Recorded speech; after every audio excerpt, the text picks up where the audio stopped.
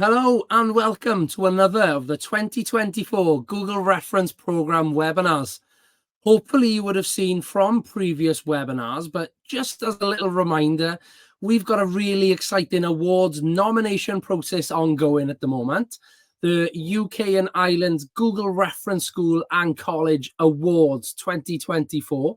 They are now live, so please do get your nominations for your peers and or your pupils via the QR code or the link on screen. The Google Reference School and College Awards 2024 will be held in London this summer. We'll see a wide range of category winners announced as we celebrate our Google Reference community. As always, prior to starting the webinar, let me do some introductions. So the emails about the awards process that no doubt you've received over the last few weeks have been from Google for Education's Head of Customer Success for the UK and Ireland, Grace Kelly. And if I haven't already met you yet, whilst discussing perhaps your Google reference journeys, my name is Ryan Evans. I'm a Google certified innovator, trainer, and coach from Wales, formerly a teacher in a special school where many years ago, I passionately started to implement assistive technology approaches into the daily classroom life. So for this webinar's main event, I'm delighted to welcome Peter Reeves, who is Head of Digital Education Training and IT at Abingdon House School in London, who is going to present to us how to make learning accessible with personalised learning approaches. Peter, great to have you with us. Welcome. How are you? Yeah, great. It's been Excellent. a busy half term, but we're getting there. Yeah, I can imagine. It's been busy in many of the schools we've spoken to on the previous webinars. But listen, I'm really grateful for your time and certainly your experience on this one. As you know, my own personal background in teaching is in a setting quite similar to yours there in Abingdon House. So I'm really looking forward to hearing the inspirational, no doubt, and innovative approaches you have adopted. So I suppose without any further delay, I'll disappear and I'll hand over to you. Brilliant. Hi, everyone. So this is a presentation that we put together on how we can make learning more accessible through personalised learning. So I work for a school called Abingdon House School, which is part of the Cavendish Group. We are a special needs through school. So we take students from primary up to senior. We currently have 91 students on roll with 82 EHCPs. We have a mixture of different needs with different SPLDs, dyslexia, dyspraxia, ASD, ADHD, and ADD. So we have a really mixed bag of student profiles. So we do a lot of personalised learning, and we use technology as one of the real cornerstones that we use for accessing learning for students and removing barriers for them. So we've got, first of all, we're just going to have a little look at pedagogy behind some of what we're going to talk about, some of the findings that exist, and then go to talk on a bit about how we do them. So the impact that assistive technologies can have, this is from a leaders consideration by the DFE and NASON in 2020. They found that 96% respondents for assistive technologies found that it had a positive impact on learner engagement. 96% found that it had a positive impact on learner well-being, from where students were actually being able to access work and find it less stressful to access work. 93% found that it had a positive impact on learner independence, which is massive for some of our students.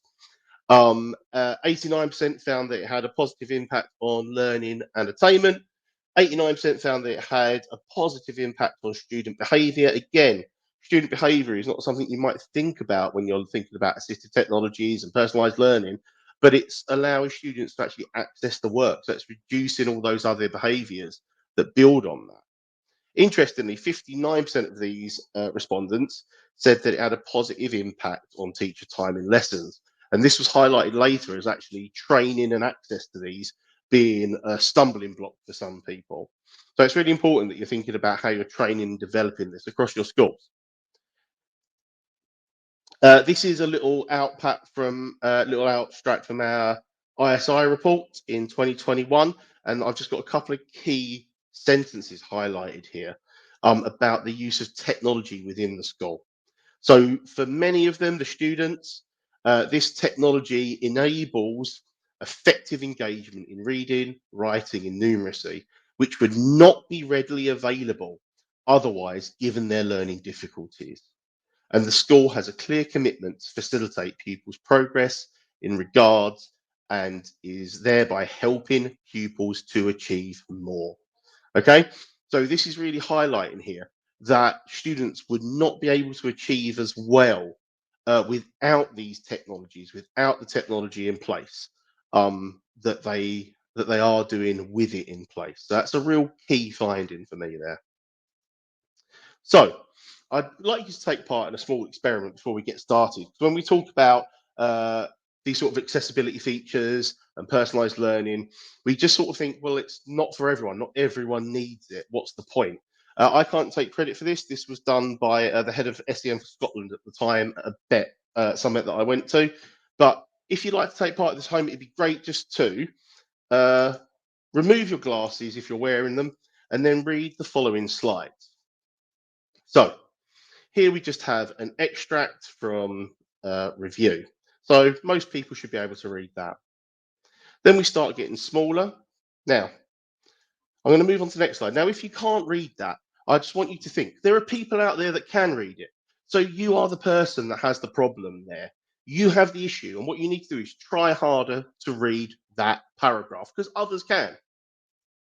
Here as well, if you now can't read it, remember, I know for a fact that there are other people that can read that. So you are the problem. You need to try harder. Now it's even smaller. Remember, there is still people out there that I know who can read that. They've been able to engage with it. So if you can't do it, you are having the issue here. That's what we tell students all the time. We wouldn't ask someone that needs glasses to try harder to read without wearing them. We wouldn't ask someone in a wheelchair to try harder just to walk upstairs. Why do we consistently ask students with diagnosed learning difficulties, such as dyslexia, to try harder to read and write with a pen and pencil? We do it all the time. We wouldn't ask that of any other disability, yet we don't think about those sort of unseen learning difficulties in the same way some of the time. So we're going to have a little look at the role of an educator now. These slides are put together by Molly Turner, one of our on-site therapists. And again, this just helps us think about setting the underlying pedagogy and how we think about these technologies before we look at how we actually use them on site. So we look at inequality, equality, equity, and justice.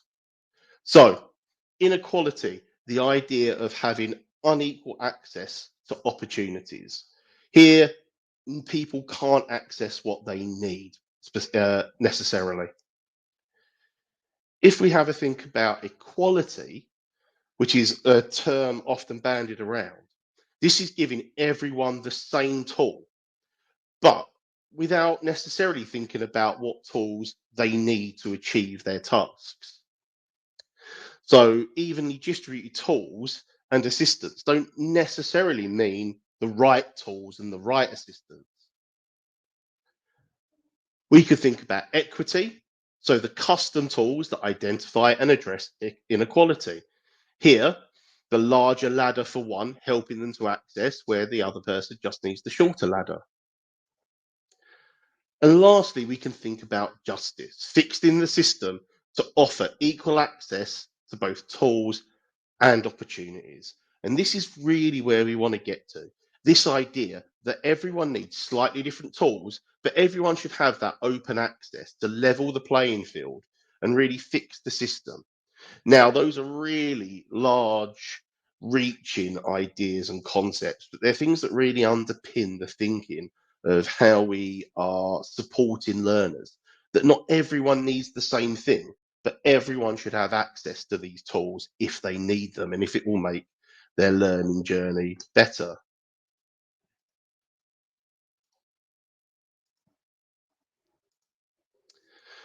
So for most of us, technology makes it easier. For a person with a disability, it makes things possible.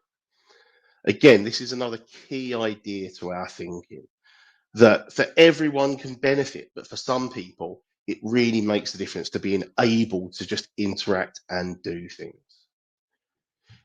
And you need to think, especially in mainstream settings, that if a pupil or a student uses assistive technologies, they do so because someone has championed that need and that access. It's not something that that child just gets or will have access to. An adult has actively taken an interest and has put something in place for them. As educators, we're in a special place where we can identify barriers to learning and engagement in the class and equip students with the tools to overcome these barriers. So this idea of these assistive technologies, this personalized learning, how we can help students actually engage in the learning journey was really key to how we look at things. Fairness with respect to inclusion means that all students receive the support and instruction that they need to achieve academically, not that all students receive the same support and instruction. And I think this is key to me. Like, I grew up with dyslexia in the 90s, and it just seemed that every student with dyslexia at the time was treated exactly the same way. It was like you got your little dyslexia toolkit, and that won't work for every student that gets given it. You know, a dictionary won't work for every student. The same coloured overlay won't work for every student. We need to look at these students holistically as individuals and really pick out the key things that they need to succeed. And using technology really makes those sort of things easily accessible.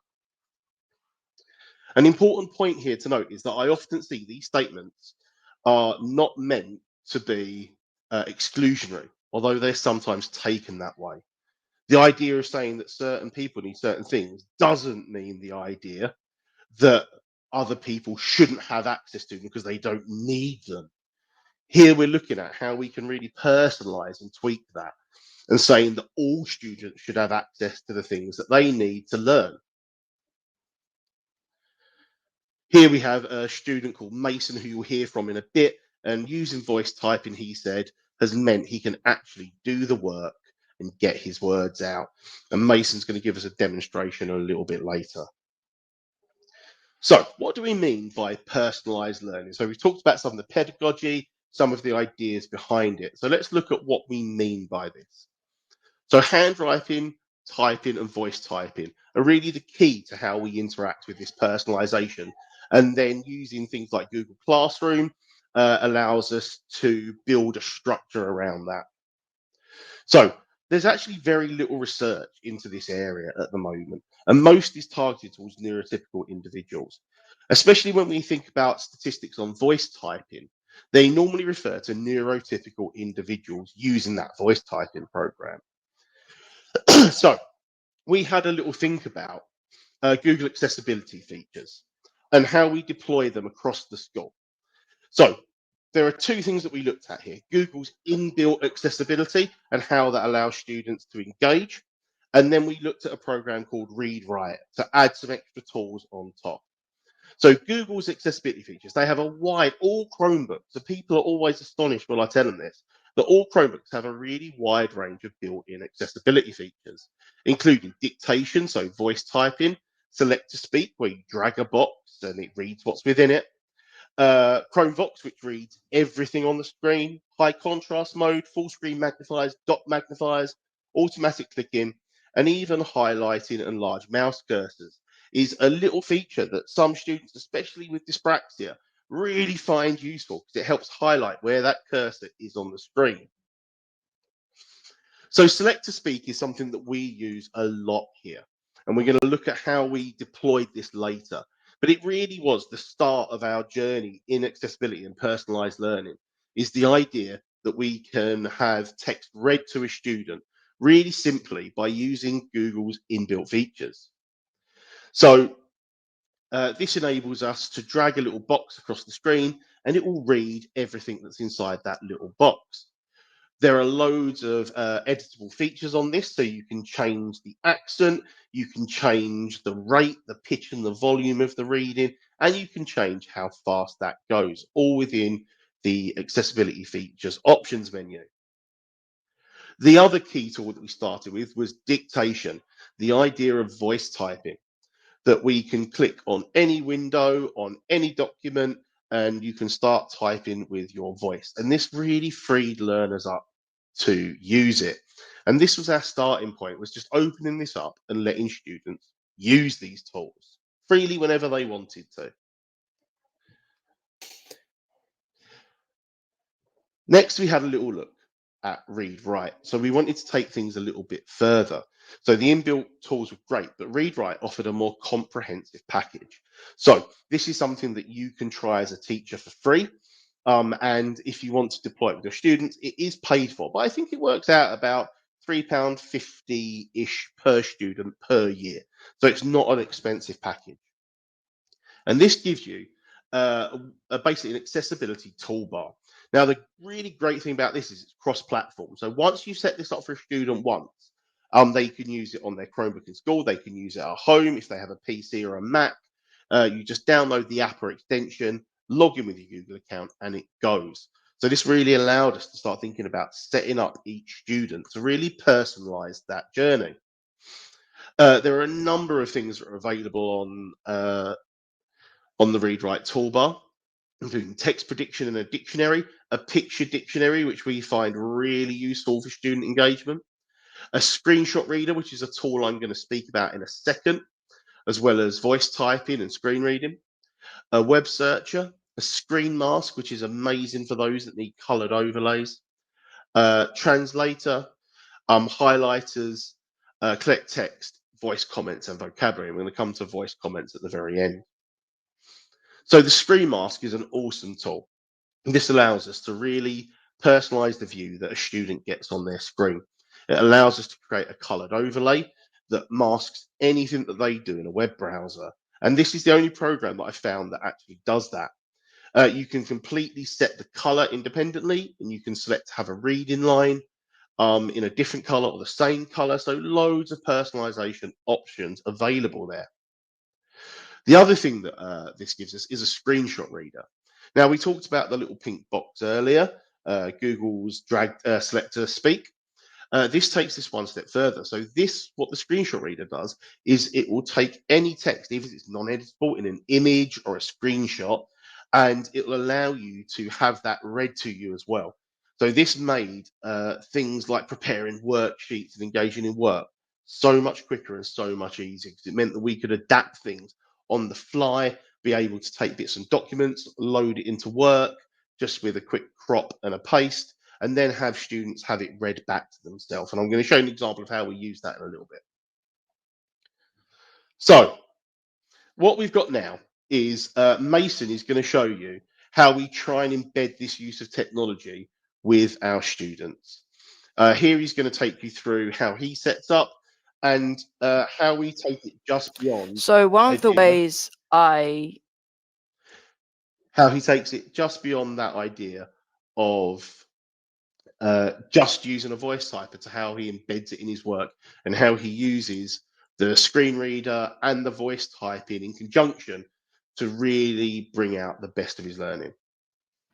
So one of the ways I felt about education when I first joined, that I really struggled with my reading and handwriting, because my old school had like no technology, and I really struggled with typing because I couldn't spell.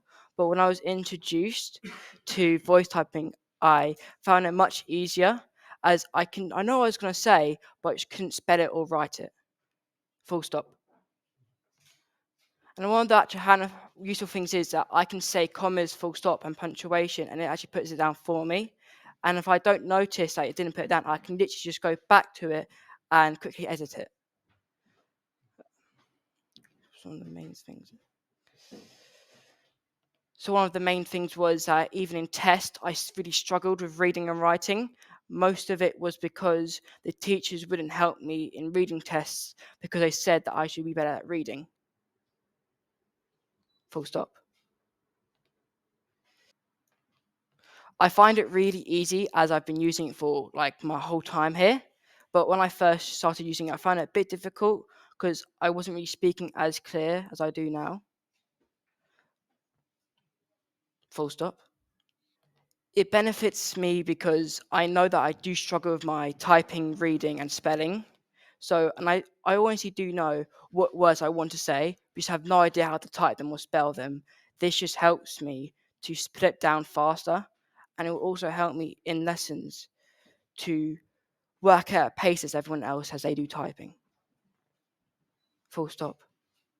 There we heard from Mason about how he uses this overlap of technologies, how he uses the voice typing to first of all type, then he uses the screen reader to play it back to him so he can check what he used the voice typing for and then make any corrections, as well as using the screen reader to interact with those questions. Now, Mason really relies on this technology all the way through all his lessons. And just to highlight that, when he came with us, he'd been out of education for about 3 years. He really struggled to engage in learning. He'd had surgery, he'd had been bullied a fair bit, and he came to us really behind target. This year, thanks to the technologies he used, he's actually taken his maths GCSE a year early and passed it, which is an amazing transformation process. So when we're looking at that work, we can use Google to set work in a number of different ways. We actually have a complete standardized layout to the way that we present work across all of our lessons to help students engage that little bit earlier, that little bit easier. So what we look at is a set of non-negotiables. Now, I do generally hate the term non-negotiables, but these are things that must be on every slide the way we set them up. So the idea, every slide must not be white and must be changed to a more easily to deal with color, really pastel color. Fonts are size 12 or larger. Fonts have to be dyslexia friendly fonts. They must be aligned to the left. And we must use Classroom.cloud, which is a screen tool that allows you to see student screens, as well as embedding all of our SEN general strategies within those slides. So things like the zones of regulation, social language thinking, and it allows us to build up that really personalized experience for students really easily through technology. So learning slides are all delivered via Google Classroom. This actually counts as our short-term planning. So all of the learning objectives are on each slides that we do. All of the work's added to Google Classroom, and we can easily use Google Classroom to see what that looks like over a period of time. It also gives students the chance to go back over their learning, again, using that technology to build independence. So here we've got some examples of how we might just set up some work. So a really simple slide deck that was taken from a really low level work where all the student has to do is click on that and then they can type in their answers into boxes. Again, they can use the keyboard to do this, and they can use the screen readers if they needed to have that read to them. So it really brings in that personalized learning through making things standard, allow students to really tweak their own experience. Again, we've got a work set up in the same way where we can use the screen reader here. So we'd have to use the screenshot reader to read this, and then students can put in their answers. Thinking about using drag and drop things to create sentences in Google Slides is a really quick and easy way of building up a worksheet and allowing students to access that work in the way that they need to. Here we've got a more higher level one where we can type into the boxes. And again, here, if we wanted to, we could print out any of these pieces of work if a student did want to do it by hand. They're not just locked in. We're thinking a little bit smarter about how we're using our time and deploying work in that way. We can do here, can be accessed in the same way. We can type in, or we can use the screen reader and voice typing to have these things read to us, and then to use the voice typing to fill in the boxes. And then we have this piece of work here that I'm going to bring up into the screen in a second, which really sums up how we can use all of these things, about how we train some of our lower learners to work with these things more independently. So let me just bring this up for you. There we go. So in this piece of work, we've got extracts of a Harry Potter lesson. So this is how I got entry level 1 learners to really engage in Harry Potter completely independently. So we'd start every lesson just by reading a section of the book, and then all the work would be set out in the same way here. So students would come in, and the first thing they'd do is they'd highlight this work, this question, and then they would press the play button up here. What is the address of Mr. and Mrs. Dursley? Which would read the question for them. Now here we've got some non-editable text. If I tried to use the little pink box, this wouldn't work. So here's where we use the screenshot reader. They can do this, and again, to save time, I haven't had to retype this. I've just cropped this out of a PDF copy of Harry Potter that I had. Now, it takes a second longer, but then we can get going.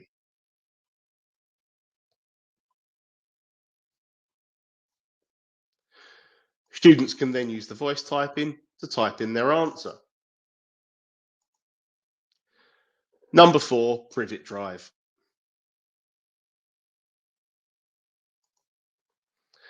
Here is where they would then go back over and hit play. Number for Privet Drive. So hearing back, they know that that's not right. They might not be able to access it, but then if they just highlight that, they know that that word isn't correct and they need some help to finish that off. So that is how that you can help structure the work in a way where it's completely accessible. Now, again, if you wanted to make that, if you had a student that was more able, you can just remove that and give them a copy of the book to read, maybe point them in the right direction for the chapter. Again, the way this is set up means that if you wanted, a student didn't want to interact with this digitally, they could just print this out and you could use it as a normal worksheet. So it gives the student the choice how they're interacting with their work.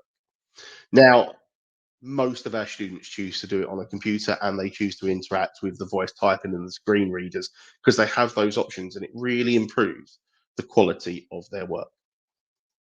The next stage that we started to look at, and this isn't across the school at the moment, this is just those that feel most comfortable to use it, is how that we can start using video to help build independence. So by using screen recordings, anything that you show on a screen or anything you model on a screen can be recorded. These recordings can be added to student slides. This can build student independence during lessons. Chromebook have their own built-in screen recorders, and Screencastify is another tool you can use to do this. So I realized that I'd had a Chromebook, I'd had a drawing tablet, and I'd had a visualizer for a couple of years before I realized I could use all 3 of those things in conjunction to help students be more independent, help me personalize that work for them. So I've got a few examples here about how I've set this up. This is an example here of one of my level 1 IT classes, just editing a document. Here I have the text that gives them an instruction on what they need to do. Over on the right here, I've got a GIF that will just run on repeat of me doing that task. And down here, I've got a video of with me talking through the task. So here, if they don't need that support, they don't need it. If they've looked at the instruction from the beginning of the lesson and they know what to do, they can just act on that. Whereas if they need that support, that's their first level of support, and then a more detailed level of support. If they're still confused after these things, that's the time that they can then ask for help. This doesn't remove the teacher, but it helps build independence for those students. I'm sure we all know those students where you give them a task, set that task up, and they go away, and the first thing they ask is, what do I need to do again? This helps build independence, and it's reduced that contact time with those students that don't need it and allow me to focus on the students that do need that help straight away. Here we've got another example of that with a little GIF built and the video underneath. This was from IT lesson that I did. Again, instruction all the way down here on the left typed. You can use the screen reader if you want to interact with that, to have it read to them. Or here I've got an instructional video on how to do it. Now, again, if I just have a quick look at how long this video lasts for, it's only a minute. So that only took me a minute to make. It actually took me less time to make that video than it did to write those instructions out. So I'm helping myself save time in a number of different ways. So this works really well with procedural lessons, such as IT, but can really make a difference in maths. So here's where I've used a visualizer within a lesson to record what I have done. So again, when you're making a line graph, so I've decided to put it down here. I need 1, 2, 3, 5, 6, 7, 8, 9, 10, 11, 12. So that goes on, but that was filmed live in the lesson. So they were watching that being presented up onto a board. I just recorded the screen I was showing, and then I could drop that directly into their slides. That is really powerful. Doing this sort of thing in maths as well removes the need for that whizzy-wazzy presentation where stuff pings in from the left and pings out from the right. It really makes it more interactive and really tweaks down what you're doing. Now, this also means that if a student asks for help and needs to see something again, they can rewatch this as many times as they need to. It's building that independence. It also means that if I'm thinking about marking work and I'm seeing a common misconception come up, I can make a little video for it, pop it onto Google Classroom to answer that misconception. Again, really fine tuning that level of feedback that I'm giving students. So, how we are using and tracking accessibility. So this is a key thing. In a lot of schools that I go and visit and speak to, students having an HCP, they might need some sort of voice typing, but it's never thought about how they've tracked or monitored this. So there is no formal assessment or guidance on when a student should start using typing or handwriting. Now, when we think about typing, this year Pearson's are taking their English GCSE online for the first time, which means that anyone can access it using typing. Voice typing is still seen as a special consideration, but it's going to become more and more frequent. This question's being asked about how we move over to this idea of typing. So we developed a student technology diet. The student technology diet. This is the idea of what a student needs to most effectively engage in their work. To do this, every student in the school has done a 3-minute sample of handwriting, typing, and voice typing. This 3-minute sample was based on a picture chosen by the student, and they were allowed to free write. Students' views are also taken into account in how they think they work best. Teacher and therapists contributed their thoughts based on various other tests that might have been conducted on their handwriting speed or their fine motor skills. And a diagnosis of dyslexia was also taken into account. So what we're going to have a look at is some of the outcomes of this system. So here is Mason. Mason did the demonstration earlier of his voice typing and screen reading. And this really shows a clear image of why this approach works best for Mason. And this is where we're looking at its personalized view, what works best for each student. So this is an example of a 3-minute sample of his handwriting. 35 words, no punctuation, lots of spelling mistakes in there. Here we've got an example of his typing, 38 words, again, spelling mistakes, a bit of punctuation, but not much capitalization. Here we have an example of his voice typing, 163 words, all spelled correctly, all punctuated correctly, because it was made it more easy for him to engage with. He could go back in, use that screen reader to listen back to those words and know where to put in the punctuation. So again, we found that this is where he really focused in best. So this is an example of Jake. You're going to hear from Jake at the end as part of the student question and answer. He had some experience of voice typing going into this. So this was his handwriting, 37 words. Spelling mistakes, not much punctuation. Again, his typing here, 36 words. Spelling mistakes, some punctuation. It made it a bit easier to go back over. Then we have a look at his voice typing. So 202 words there. Again, we know that we need to focus with Jake on going back and adding in his punctuation. But Jake decided he wanted to try and type and voice type in conjunction in the long run. And he's actually been practicing a lot more with this. And he's got a lot better with his voice typing with putting in that punctuation. Example 3 here is of a female student who's 12 years old who had never used voice typing before. So I ran this assessment with her. She presented 51 words. So here, handwriting is quite hard to decipher. Spelling mistakes, not much online. Typing, she typed 75 words. Again, no punctuation. And then voice typing, she did a massive 280 words. And she was blown away, actually, with what she could get out using this voice typing. And again, we've got some punctuation, some capitalization in there, but we need to work with her on how we can go back into this, use those other tools to start reading it back, think about where we need to put the punctuation in and editing our text forwards. And the last one is with a female student who's 13 years old who had never used voice typing before. So this was her 3-minute sample of her handwriting. Very neat handwriting, not a great amount, 44 words. But you might think, just looking at that, you might not have considered what the best way of working for that student is, because that's very neat, very well spelt, very well punctuated. For her, she then did nearly double the amount when she was typing. And she really enjoyed doing that because it allowed us to go back in, easily edit her work and keep on building. And with her, we found that actually after a minute and 10 seconds of voice typing, she decided to stop because she found it too conversational. It didn't work for her. So her main way of input is typing from now on. And that's what she's chosen and really sees best. So these little screenshots really paint a picture of how our students learn best. So from this, we found that actually across the school, handwriting and typing, voice typing and typing, mixed methods were really the way forwards.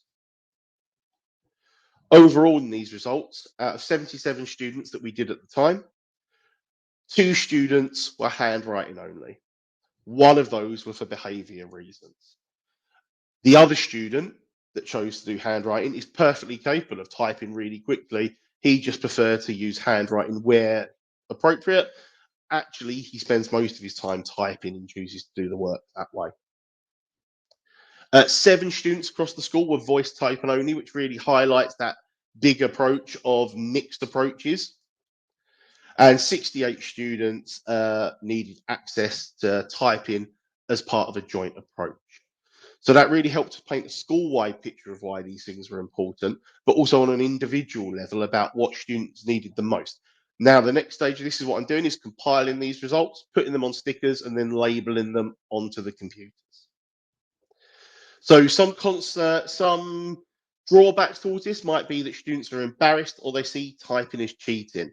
And actually on these, this bottom one here is a main one. It's about getting over this hurdle, is seeing typing and voice typing as not as a standing measure where we're working towards handwriting. It's helping all of your staff see handwriting and voice typing and typing as equal methods of producing work and producing and engaging in learning.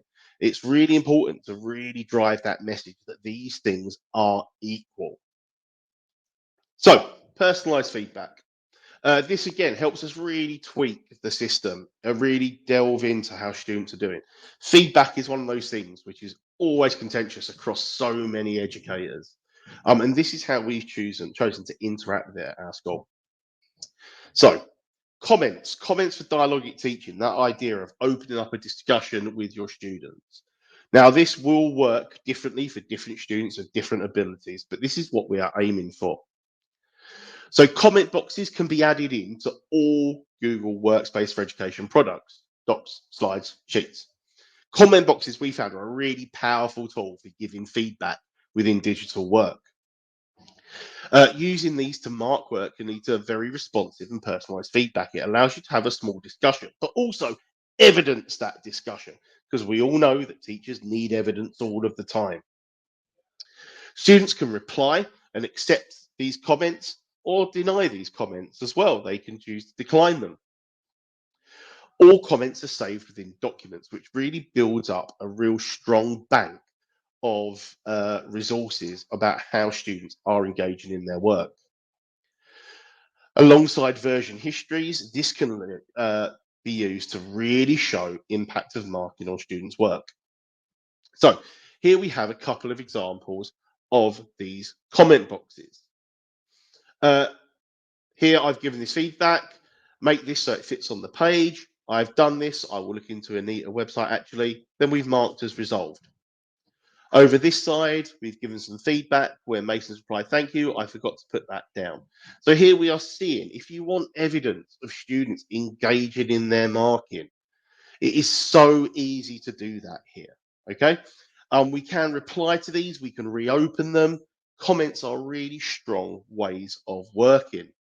Adding in comments is also incredibly easy. All you need to do is highlight a piece of text. So if I come back over here, I can highlight this, add a comment, and add my comment box in here. Now, this is my little mote icon. I'm going to come back to this in a second. And I can just add in a comment and click comment. That puts it in there for the student to see, and then they can reply to it, and we can accept comments off here. And again, all of our comments are shown in this comment history. So if I had multiple comments here, this is where we'd see them. It paints a really clear picture of how you and students are engaging in that marking process. It's a really powerful tool.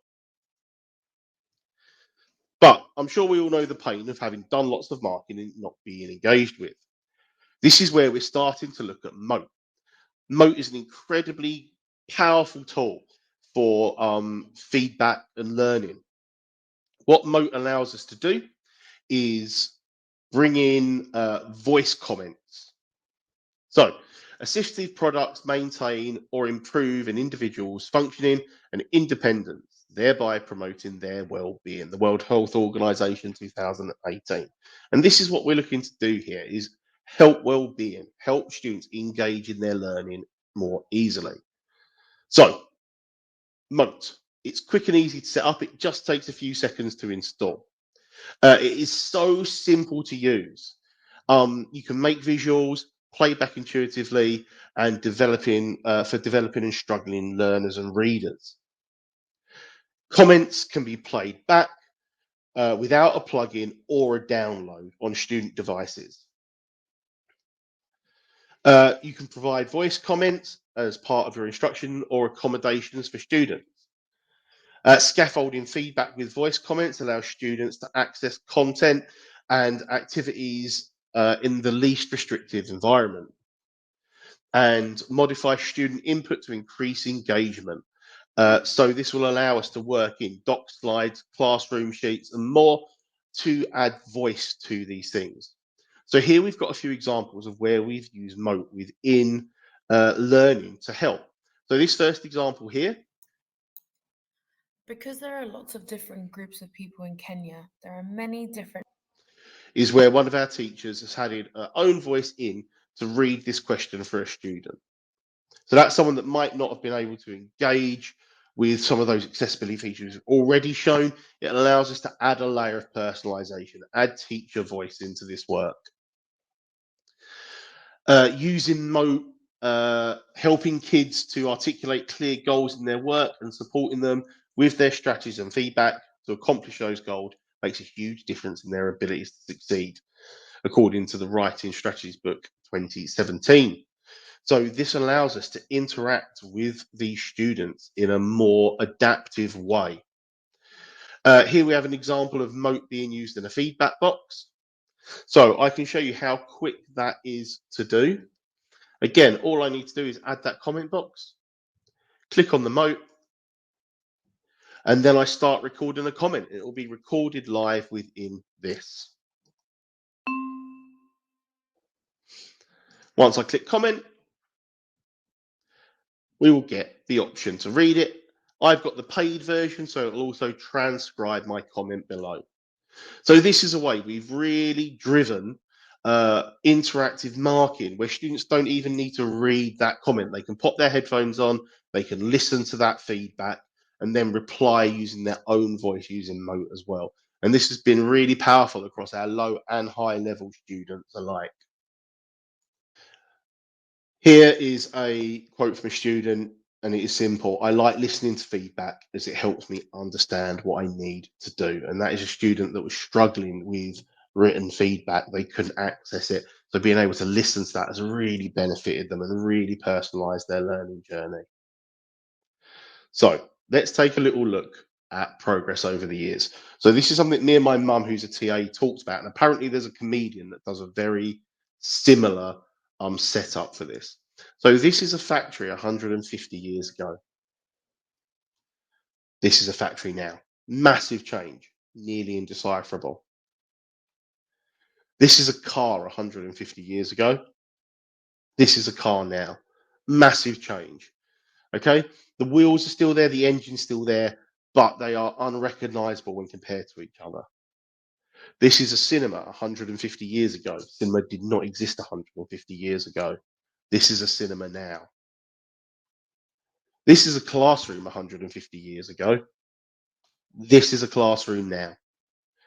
In a lot of these cases, has much changed? We've still got textbooks, pen and paper, pencil and paper, displays on the side of the wall, children sitting in rows facing the front. We have a real ability here to use technology to really change education, to really personalize it in a really easy way. And let's take advantage of doing that. So, in the words of an ex-student, it's game changing, and it really can be for our learners when we embrace these levels of technology and how we can really tweak and personalize their learning. Wow, thank you, Peter. And I think I best say thank you to all the pupils involved too. Great to hear not only your experience, but the pupils too. It's an excellent journey that Abingdon House have been on now, personalising the learning, that you've highlighted there. Not only the great impact that Google for Education has had, but those third-party tools as well, I think, that work so well alongside Google Workspace. It's great to see some of them. Some of my favourites, I must admit. They really help just tweak the system. Definitely. And I think one of the demos you did at the start, the reading challenge, where you said you encourage people to take their glasses off, that's such a great metaphor, I suppose, for what traditional teaching methods would encourage or apply to some pupils. So we really need to think differently with it and support those learners with additional learning needs. I certainly couldn't read the small text on screen there, for sure. You're very brave as well. The voice typing on the screen reader demos you did on webinars like this, when you do them live almost, they are tricky, but I'm sure, certainly with my accent anyway, I always struggle to do those live. But people will appreciate the impact that those tools and functionalities can have. And I'm sure they can try it out themselves if they haven't already. But yeah, excellent. Really enjoyed that. A few questions for you then, if that's okay. Yeah. For a reference school or a college watching, or even a school perhaps just using Google for Education that haven't got reference status yet, maybe are on that journey, what's been your challenge then, the biggest challenge you faced, in your time implementing these personalized learning opportunities? And I suppose, how have you overcome it? One of the biggest issues we've had is probably you put 10 teachers in a room, ask them what the best way to teach is, you'll get 13 different responses. So driving this across site has been one of those key challenges. I think that's where we started to look at, and our SLT looked at putting those non-negotiables in every lesson. So I hate the term non-negotiable, but they are what is that base expectation of what everything must include, so that it is accessible by the most of our students. Once you've got that underpinning in, then it really is a case of just constant being available, having champions, getting that training out there. I'm available at all times to anyone that just wants to ask me a question on how we think best to tweak this. Once teachers see the impact it's having on students, they come around really quickly.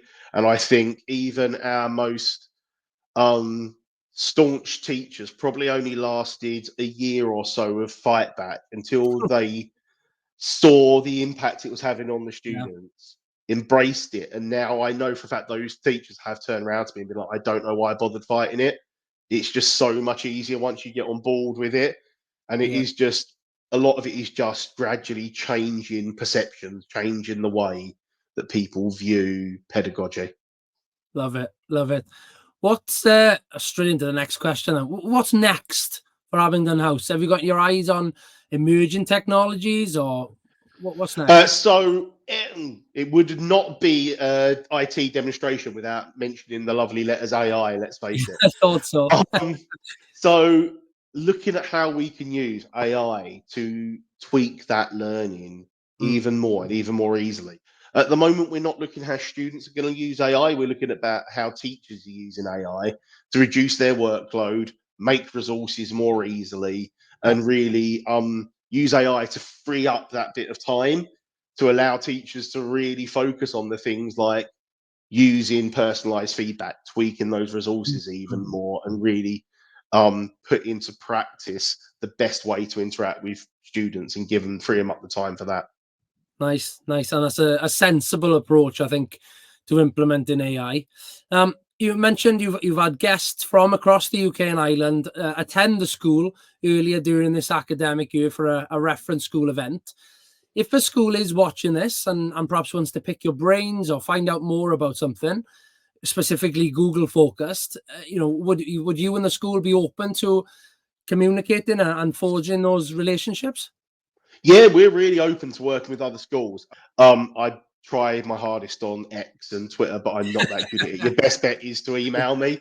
But we did a training earlier in the year where we got 30 individuals from 30 different establishments to come in, see how we do stuff for the day. We're looking to do another one of those next year now, but we'll put some more information about that. But if anyone, especially if you just want to come and have a look around, pick our brains, we're really open to working with other institutions about how we can get the best learning for students, because something we're really passionate about is how we can use these accessibility features to engage students as best as we can. Fantastic. I love it. And I'm sure that we put your email address up on screen there. If anybody does want to contact Peter at Abingdon House, please feel free to do so. I will be keeping such a close eye on, because I'm fascinated with everything that you're doing. And like you say, the future of AI and the impact that can make on teaching and learning going forward. So best of luck to you all at Abingdon House for that. I mentioned again the awards at the start of this webinar. Please do scan the QR code and visit the link on screen for your nominations for your peers and your pupils, even in a couple of those different award categories. And I'm sure people at Abingdon House will be taking a close look at that, Peter, and rightfully being in for some of those. Now, listen, really appreciate your time and your experience and sharing that with the reference school and college community. And wish you all the best with it. And if you've been watching along, thank you for tuning in, and we'll see you on the next one. Brilliant. Cheers.